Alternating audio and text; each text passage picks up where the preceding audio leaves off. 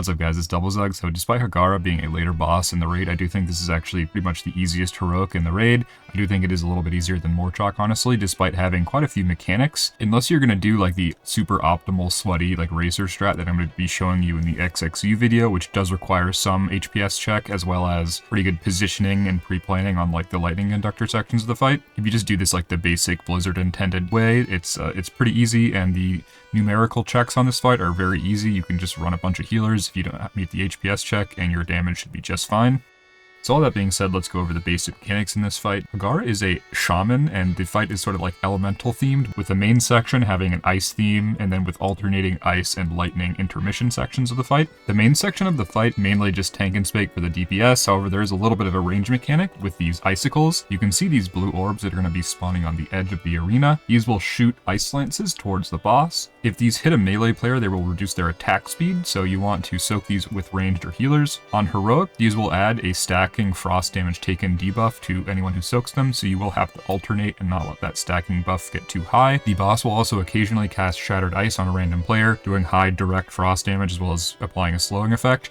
If you do have too many stacks of the Ice Lance or aren't topped off from a bunch of Ice Lance damage, this will probably one-shot you, so it's a good reason to be ethical about spreading out the stacks of the Ice Lances. And if you are going to die as a ranged player, it's better to just hop out and let a melee player get that debuff than it is to die, obviously. The next ice mechanic is going to be Ice Tomb. This is going to pick 6 players in 25 and I believe 2 in 10 man, and freeze them after a delay. You can see the animation there of the little balls coming out.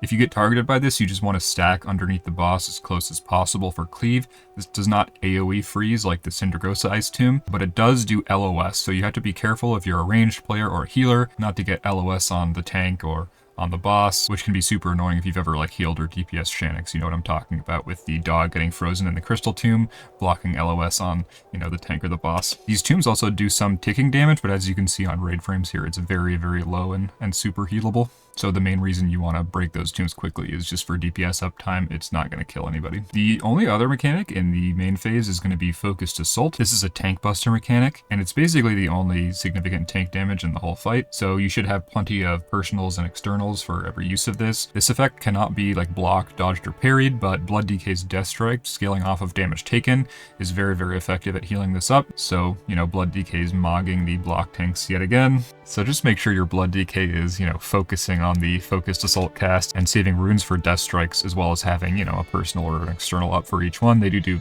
very, very heavy damage on 10 and 25 man both. So those are the main mechanics. Now let's talk about the alternating intermissions. You're going to get a lightning version and an ice version. The first intermission you're going to see here is the lightning version. In this intermission, we have the room split by these 4 beams. These beams go to these lightning conductors, and the way you clear this intermission is by electrifying all of these conductors. During this intermission, the center of the room is going to take ticking damage. The damage taken is pretty high, and you will also get a stacking increased nature damage taken debuff over the course of this intermission, so you're incentivized to clear as soon as possible.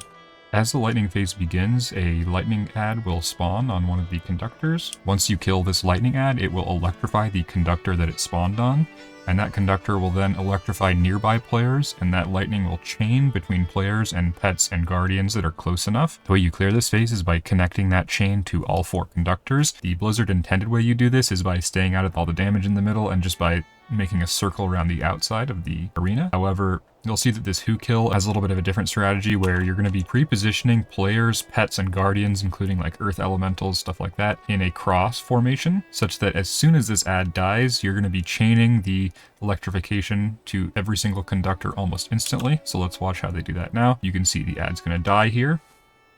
It's going to electrify this conductor. And then you're going to see this lightning is going to chain across, and it's going to instantly go to each conductor. You can see there's players about, you know, 6, 7, 8 yards apart along each line, and they're just standing in the central water shield taking the damage and healing through it. They have 6 healers here in 25 man. On 10 man, this is very 2 healable if you just send a CD for each one of these shields. And again, you can see this little chain lightning. If you don't want to do this pre-positioning, you can just take this chain lightning around the outside of the circle and link all the conductors together more slowly. But you can see here that they're going to chain it to this line, and it's going to almost instantly go to every conductor. And that's cleared. So if you do have both the HPS to heal through the shield damage, as well as the organization to pre-assign players, pets, earth allies, etc., To instantly clear this, you are going to gain a lot of time. You can see that as you exit each intermission phase, you will be getting 15 seconds of double damage on the boss, so it's a good opportunity for DPS to save CDs for these intermissions. Healers should also be contributing damage during this section, unless you're like parse cheesing, as your Discipline Priest can very easily top the whole raid just doing very juiced atonements off this damage amplification. So that's the lightning intermission. Now let's talk about the frost intermission. These will alternate, so you will get one after the other. The ice intermission, you can see starting here, has kind of a similar theme to the lightning by dividing the room into 4 quadrants with these 2 beams, as well as summoning a big shield in the middle that will do taking damage. However, instead of having 1 ad, you now have 4 ads. This intermission is cleared by killing all 4 of these crystals. Throughout this intermission, you're going to get these like Hodir rune circles on the ground that will just do an AoE icicle. The center will do ticking percentage health-based damage, as well as giving a slow. Players will also be affected by a dispellable debuff called Frost Flake, which when dispelled will leave a puddle of slow on the ground that will also do some ticking damage. The way we're going to deal with this intermission is by stacking all the ranged and healers in the center and just taking the damage. These ice walls do not affect the middle, so you don't have to dodge them at all. Melee players will be moving out to kill crystals and rotating around with the walls. There is a safe spot, as you can see here, between the shield and the ice wall that you can move through. You can also jump over the walls like you could with Hallian beams, but it's a little finicky and I wouldn't risk it, honestly. This is another like high HPS check, similar to the lightning shield. You can see who is 6 healing this, and they're all blasting, and the raid is still not top. So a very good opportunity for your healers to parse and blast here, have some fun. The main reason why we have range stack in the middle is just to get range on each crystal, so you can multi-dot and swap targets very easily. You can see who is not even having range to move out with the snowflake. They're just instantly dispelling it, leaving the puddles beneath them and just healing through the damage. And as all the pylons die, you can see the boss gets stunned again and does take another 100% increased damage for 15 seconds. This is a great time for tricks, PI, externals, etc. on your damage dealers. And then back to another main phase. Those are all the mechanics. You just alternate through these intermissions and main phases until the boss falls over. It should take you about 3 in current gear, but if it takes you longer, no worries. You can just keep going until the boss falls over. Also, if you don't have the HPS or you're having trouble with people dying in the shield stack strategy, you can always just do the Blizzard approved strategy of staying outside the shield and running around the circle, painting the lightning the normal way, and killing the crystals one at a time as you move with the walls and dodge icicles. For healing composition on this fight, for 10-man, just your core 2 healers, whatever those happen to be, will be just fine. The HPS check on 10-man is not super limiting, and even if you do the stacking and the shield strategy, as long as you alternate healer cooldowns for each one, you should be able to heal through all the damage just fine. There's really not that much damage in the main phases as well. It's basically just the tank buster and a little bit of damage from the ice lances. For your healer comp in 25-man, if you are going to be doing the stacking and the shield strategy with progression gear, you can 6 heal, although with Moz and all the Raid Finder stuff being available, you can probably 5 heal this as well, given that most of the damage you're going to be taking as a raid is going to be pixel stack, as all the ranged players inside the shield are going to be taking most of that AoE damage. Disc Priest and Holy Paladin are core, Holy Radiance and Divine Light are very strong on this fight. Disc Priest bringing damage on the boss, as well as good externals, and Holy Paladin's Holy Radiance really shining in those stacked up damage sections. You will want to have one Resto Druid or Holy Priest to heal the lightning conductors, as people are going to be a little bit more spread out during that lightning shield, especially if you don't have your positioning perfectly down, where you aren't getting those chains to electrify all the conduits instantly. Having a hot healer to heal the players who are spread in their positions will be useful, as well as Tree Form of Tranquility and Holy Priest Hymn being very, very strong for those shield sections as well. You're probably going to end up with 1 or 2 Resto Shamans on this fight, which is quite strong. SLT is a really good cooldown for those shield phases, and Chain Heal and Healing Rain are very strong as well. And bringing the 10% HP and physical DR for your tank for those busters is also quite useful. Ideal comp will probably look something like Disc Priest, 2 Holy Paladin, Resto Shaman, and then 1 Resto Druid or Holy Priest. However, the comp restrictions on this fight are not super high, and if you do have problems with HPS and players dying, again, you can just use the normal strategy and your HPS check requirement goes down precipitously, as players will be taking far less damage from the shield AoE. When it comes to healer tips for this fight, spec by spec, it's pretty straightforward. During the main section, you're just going to be rolling your efficient HODs. Disc Priest can pretty much just atonement the whole time, although damage on the boss is not super relevant, honestly.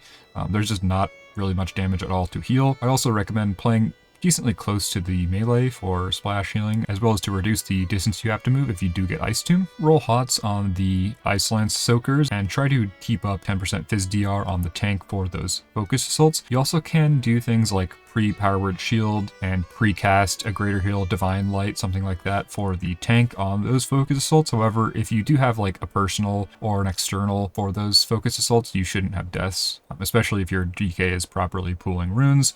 However, if you are not using a Blood DK, they will need a considerable amount of healing through those focus assaults, so just keep in mind that pre-casting a big heal on the tank as the cooldown on that focus assault is coming out can be a lifesaver. Similar to ad section on Zanas, you are going to be wanting to pool all of your cooldowns, potentially like an int pot, something like that for the shield healing. On Resto Druid, you can either stack Treeform and Tranquility or split them. Stacking them is probably going to end up with a higher throughput. However, like for 10 man or something, if you are feeling a little bit dry on healer cooldowns for one of the intermissions, you can split them. This is an excellent fight to Glyph Barrier on Discipline Priest, as that 10% increased healing for the duration is going to do a lot more healing than like 2 seconds off your penance cooldown. Palm is also incredibly powerful as all the damage is ticking. Also try to have a 5-stack Archangel up going into the shield section, as you won't usually have too many good atonement targets during that section of the fight, and you'll mostly be spamming like POH Palm, Power Word Shield. So try to have that 5-stack AA just to get 15% extra scaling during that burst damage. Also for Priest, try to have all your range players that are going to be stacked in the shield in groups so that you can effectively POH them. If you do have some random melee or players who are out in those groups, you can dramatically reduce your overall throughput. Getting 5 targets on your POHs in this section of the fight is going to dramatically increase your burst healing, which is very, very important and can help you drop healers as you get gear. Also, as we will all have Ma the Dragon Lord, remember to properly position yourself frontally facing the stack so that you get maximum value on those Ma procs. This is a fight where you could potentially weapon swap to Ma, keeping your legendary staff on for the main sections of the fight where there's very low damage. You get a little bit of extra DPS, as well as swapping your weapon for the damage amplifications. You'll just have to swap your Ma back on, 15 seconds before you get a new intermission so that you can maximize your burst healing.